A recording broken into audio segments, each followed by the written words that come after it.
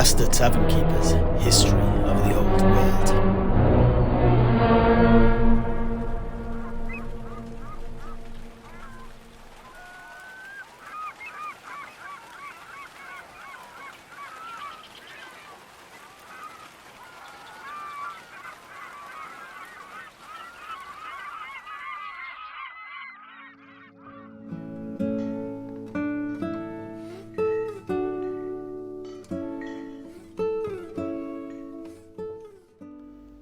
But, Sedrik, I thought we were going backwards in the telling of your story of your flight from Albion. Oh, yes, indeed. Well, that's the general idea. But time is not linear in either direction. It's more a big ball of wibbly-wobbly, timey-wimey stuff, as that strange traveller we met that afternoon by the docks described it. Do you recall? Ah, yes, of course I do. A very idiosyncratic individual indeed. Anyhow, with that in mind, you'll forgive me a bit of a back and forth in my narration, won't you now? Ah, why yes, of course. And I'm hardly a paragon of storytelling etiquette myself. My yarns bounce all over the shop if I dare loosen my grip on them for but a moment. Please, think on it no more. I was simply checking.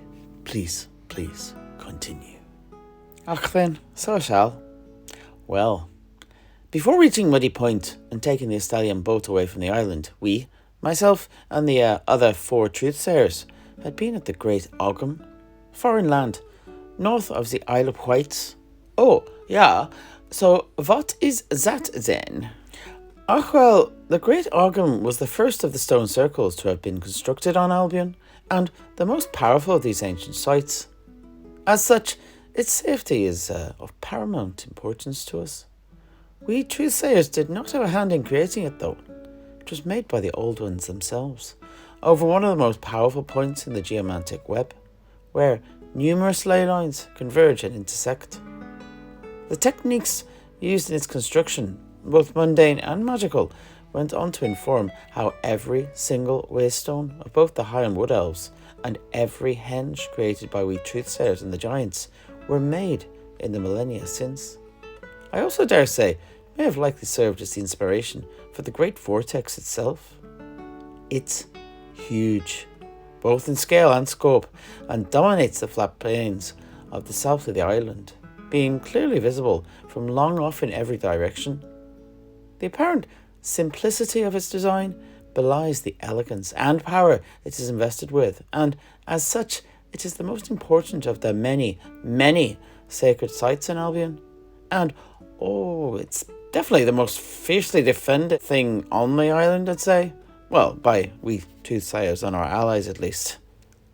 But most everyday folk in Albion steer well clear of it, especially the more traditional of us who still dwell in the caves.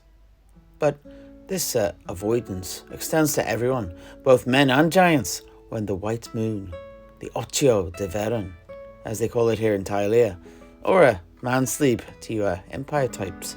Well, when the old moon is full, eh? Ah, I see. Well, it is oft a night of great portent. Aye, especially in old Albion. It was in fact on such a night, right there at the Great Ogham, that we 4 novitiate Truthsayers, alongside Maoláin the Outsider, and our 2 protectors, Aidan and Brazen, were able to slip away and begin our escape from Albion proper.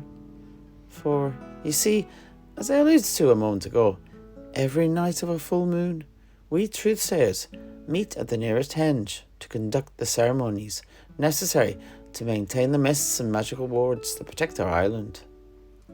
Without these, Albion would be exposed, and I've no doubt that every race in both the old world and beyond would soon descend upon it, eager to plunder our ancient treasures and conquer and divide up our lands between them.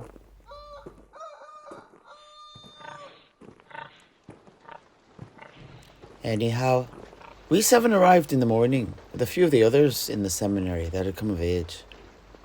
We were part of the entourage of the head of our branch of Druidry, the Venerable Marbon, for only the most powerful of the order are summoned to take their place within the Great Ogham. I found myself together with Chosok, a fellow young truthsayer whose specialism was the magic of Gur, and a co-conspirator in our plan to leave. We were looking after Torque, the great white hog of the venerable Marbin himself. Her primary role was to brush his white mane and keep it clean and free of mud. My main duty, on the other hand, was to collect his dung, which we would mix with herbs and was used to make pungent yet powerful potions, and also clean his belly after he'd urinated, whilst also trying to avoid rubbing him up the wrong way and getting him frisky, let's call it. Suffice to say, this is not exactly what I dreamt of when I knew I was to become a truthsayer as a child.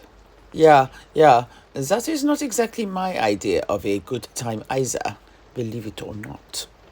Oh, you do surprise me there, Heinrich. Anyhow.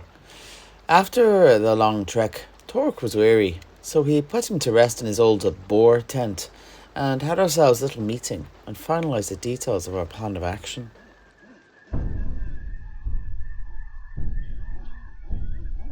As soon as it began to get dark and the moon had risen, the chanting started.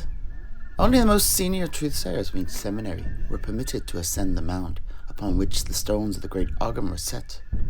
Their entourages had to wait at the base of its slopes. Each had been a frenetic nest of activity throughout the day up until that point, but with the beginning of the ritual, a reverent hush fell upon us all. Each of the senior truthsayers stood alone between the tall, upright rocks, their bodies seeming to glow in the moonlight.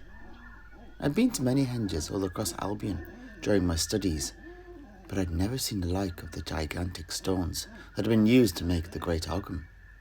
Each was perfectly cut, smooth and fitted to almost seamlessly interlock with its neighbours, and the overall effect created a stunning spectacle of architectural precision unique in Albion.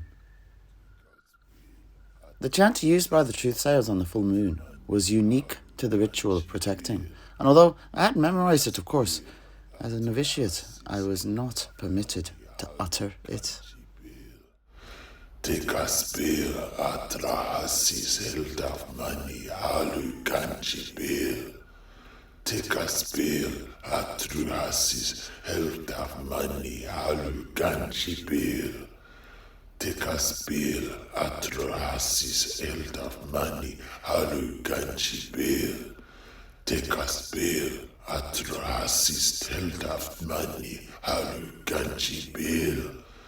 Tekaspil atrahasis eldaf mani halu kanchipil.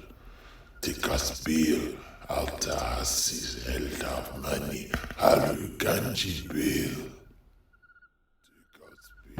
A hum of energy had hung over the imposing monoliths before they'd even begun. It was this that kept the locals from approaching them. But as each truthsayer intoned the words of power in unison, the air became thicker still with magic. I could feel it, writhing and coursing beneath our feet, snaking up into the stones. Some of it arced up into the sky like dragons of old. The senior truthsayers remained perfectly still, but at the same time each seemed to fracture as I looked upon them, their souls growing large beyond their bodies to tower over the henge, reminding me of the tales of the first giants. They hurled up their spears of magical energy attached to unbreakable chains at the draconic manifestations that had been conjured in the skies above them, and dragged each back down to earth and brought it to heel. As they did so, a stream of mist began to flow out of their mouths and noses of their physical bodies. As the white miasma began to fill the air, it began to spread out, flowing down from the mound and then out to eventually cover the entire isle, before settling around the coast and mingling with the mist that concealed Albion from the outside world.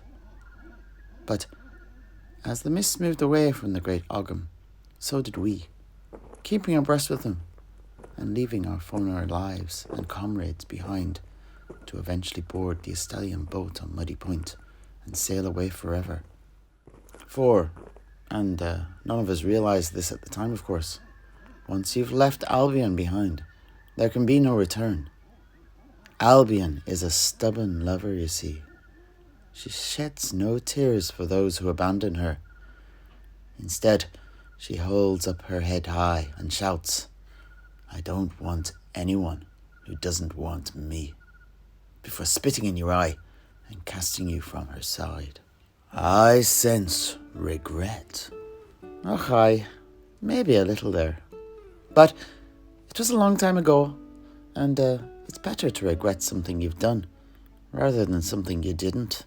Ah, true. But I now have one question for you, though. Why? Why did you leave? Oh, well, we each had our reasons, but I will come to them in good time. Not yet. I beg your patience. I've no qualms with a little bit of anticipation. It always makes the payoff so much sweeter. Or the disappointment that much more disappointing. You'll have to wait and see, though, my dear Master Tavern Keeper.